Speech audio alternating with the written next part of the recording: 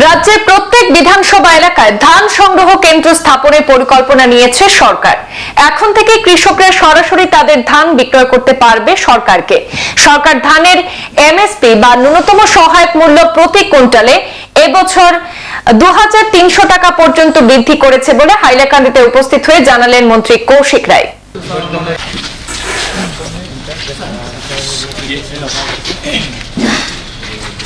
কয়দিনের পেমেন্ট বাকি আছে?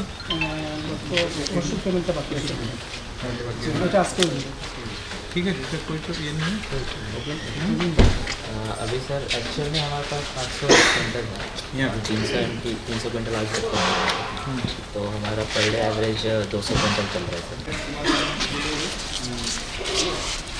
আজ খাদ্য এবং অসামরিক যোগান মন্ত্রী কৌশিক রায় হাইলাকান্দি শহরের উপকণ্ঠে বড়জোড়াই গ্রামে আসাম সরকারের একটি ধান সংগ্রহ কেন্দ্র পরিদর্শন করেন।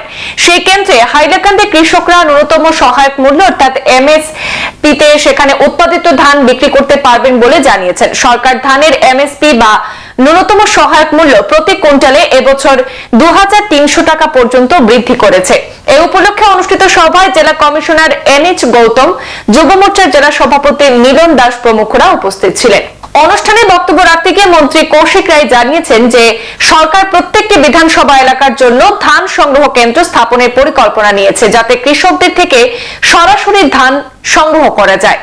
বোয়ালিপাড়ে বড়জোড়াই গ্রামে অবস্থিত এই কেন্দ্রে 1000 মেট্রিক টন ধান সংগ্রহ করা হবে এবছর। তিনি কৃষকদের প্রতি কুইন্টালে 2300 টাকার ধান বিক্রি করার আহ্বান জানিয়েছেন। এছাড়াও মন্ত্রী রায় ঘোষণা করেছেন যে আসাম সরকার রেশন কার্ডধারী ব্যক্তিদের সুলভ মূল্যে ডাল ও চিনি প্রদান করারও সিদ্ধান্ত নিয়েছে। আজি ইয়াতে আমি হাইলাকান্দি জেলাতে আহিছিলোঁ। হাইলাকান্দি জেলাতে আমাৰ পেডি প্ৰকিউৰমেণ্ট চেণ্টাৰ 3খন আছে।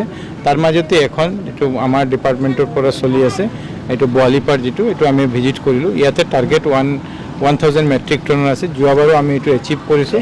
এইবাৰো এতিয়ালৈ 486 কুইণ্টেল এতিয়ালৈ ইয়াতে প্ৰকিউৰমেণ্ট হৈছে।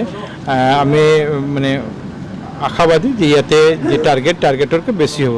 আমি ইয়াতে কৃষকৰ লগতো কথা পাতিলোঁ। মাননীয় মুখ্যমন্ত্ৰী ডক্টৰ হিমন্ত বিশ্ব শৰ্মা ডাঙৰীয়া এতিয়া এমএসপি যিটো আছে এইটো 22,300 লৈ গৈছে।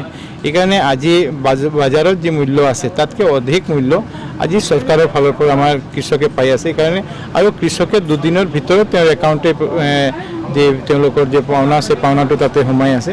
সেইকাৰণে আজিৰ দিনত মুখ্যমন্ত্ৰী ডাঙৰীয়াৰ যি লক্ষ্য হ'ল যে আমাৰ কৃষকক আমি বেনিফিট দিব পাৰোঁ, যি কৃষকে যি খেতি কৰি আছে তাৰ তেওঁলোকে বেনিফিট পায়, আৰু লগতে মাল্টি ক্ৰপৰ দিশত আমি অসমৰ কৃষকক লৈ যাব পাৰোঁ। এই উদ্দেশ্যে মুখ্যমন্ত্ৰী ডাঙৰীয়া কাম কৰি আছে। আৰু আমাৰ ইয়াতে পেডি প্ৰকিউৰমেণ্ট যে চেণ্টাৰ আছে আমি কথা পাতি আছোঁ যে আৰু এইটো যে টাৰ্গেট আছে 1000 তাকে যাতে আমি আগুৱাই লৈ যাব পাৰোঁ। এটা কথা ওলাইছিল যে চেনি আৰু দালি দিব, কেতিয়ালৈকে এইটো বাস্তৱ? এইটো এটা অধ্যয়ন পৰ্যায়ত আছে। মাননীয় মুখ্যমন্ত্ৰী ডক্টৰ হিমন্ত বিশ্ব শৰ্মা ডাঙৰীয়াই মোক দায়িত্ব দিছে যে কেইখন ৰাজ্যত গৈ অলপ এইটো কেনে চলি আছে এই বিষয়টো কৰিবৰ কাৰণে আমি এইটো অহা 15 দিনৰ ভিতৰত আমি এটা ৰিপৰ্ট মুখ্যমন্ত্ৰী ডাঙৰীয়াক দিম, তেতিয়া আমি অহা দিনত আমি ৰাজ্যক সুলভ মূল্য চেনি আৰু দালি দিব পাৰোঁ। সংবাদ এই পর্যন্তই, ফিরছি পরবর্তী অন্যান্য আপডেট নিয়ে। ধন্যবাদ।